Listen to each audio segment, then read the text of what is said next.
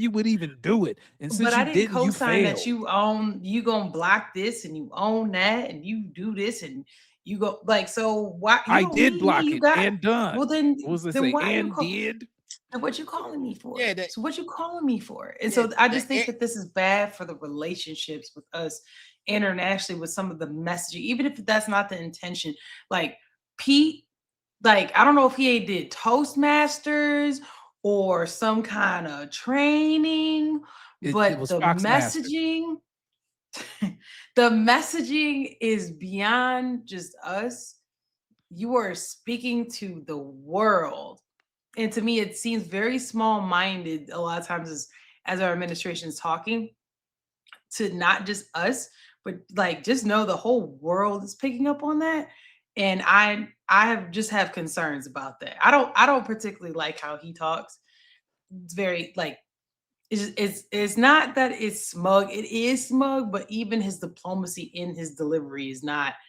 It's It not just could be better. diplomacy. That's really what it is. not It's not, and diplomacy. then it's like I've never seen nothing like that, and it's just it's as if you only talking to America, but if you were talking Right. to America trying to rally us up, then I can understand you coming from this angle. You know what I'm saying? But this is a globalized situation, and everybody can watch everything. And I need the administration to tighten that up. You need to tighten that up because it's just you're not just talking to us. You're talking to everybody.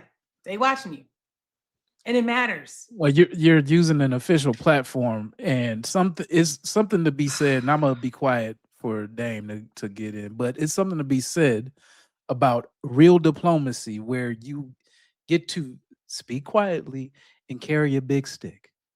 That's what FDR said oh so long ago, and Be it quiet, really carry a holds big true. stick. Okay. Yeah, Yeah, I but mean, the main component of that is I you thought it have was to walk leave quietly, room but for okay. your adversary to save face, because they got constituents and people that they are accountable to also, and you got to allow them to have that to go back to their people and say, oh, we won this and we won that. Good, but we already know that we got what we want. So it's a difference. Go ahead. I'm sorry about cutting into you, playing that. no, because you kind of you speaking my language because the thing is that I mean you can judge us off who our enemies are, right? There's millions of people over there. There has to be a even if we do win, there is a reconstruction period that has to take 90, place. 92 We ha- million. yeah, we have to be able to work with those people. The problem is that you got somebody, you got like Pete Hegseth, you got Trump. They're they're feeling like they're in a lose-lose situation when it comes to public opinion, anyhow, right? Those who rock with them Mm. gonna rock with them. So it's like I'm just gonna stick my chest out because y'all gonna call me an asshole anyways. Y'all gonna say that I ain't did nothing.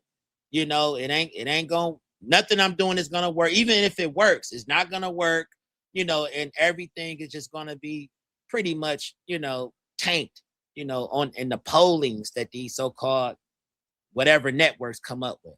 So I think they all just kind of bitter.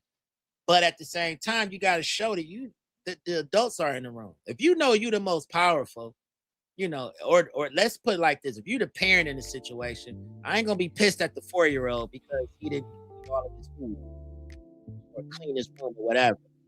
I'm going to speak to him with, you know, a certain level of authority to where I'm not bragging about winning. Because if you're the greater superpower, it's not a flex that you're able to bomb a whole fucking naval unit and Right. be boxing You could people. do that anyway.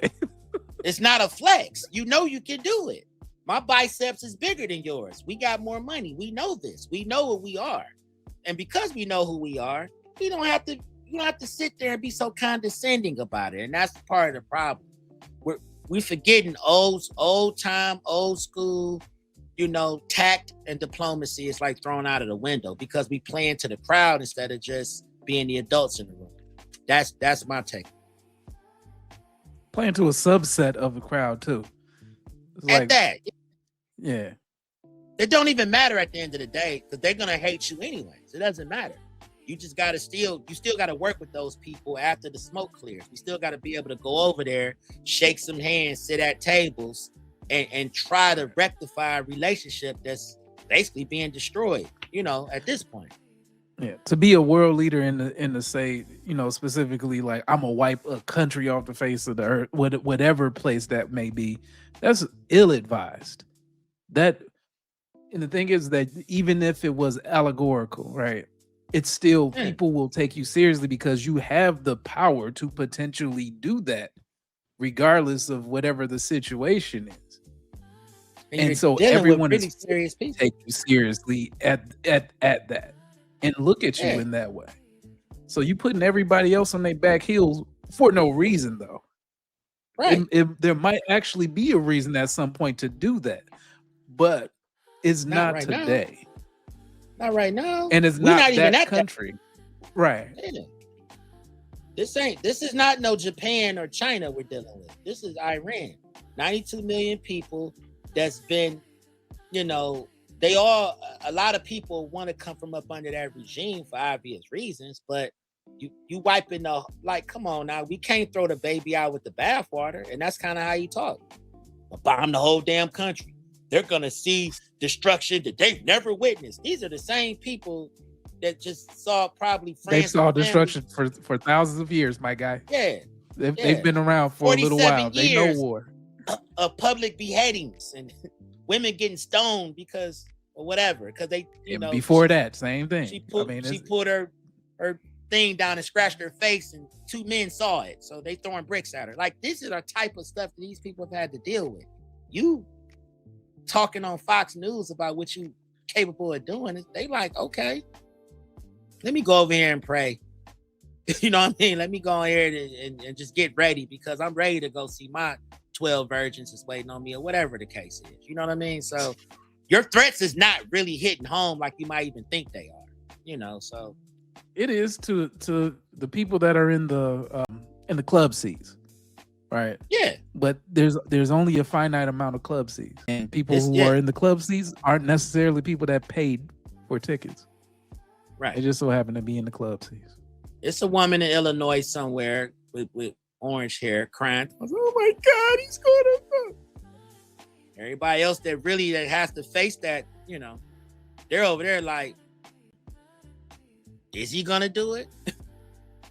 When is it coming? Because, we've been waiting on our day of reckoning. So you can't call a woman ugly that got acid thrown in her face. Hey, what you gonna do to me that hasn't already been done? Like, then do it then, bitch. That's really what it come down to. My lip right here, my eye up here. What are you gonna do to this face? Speaking of what else you about to do,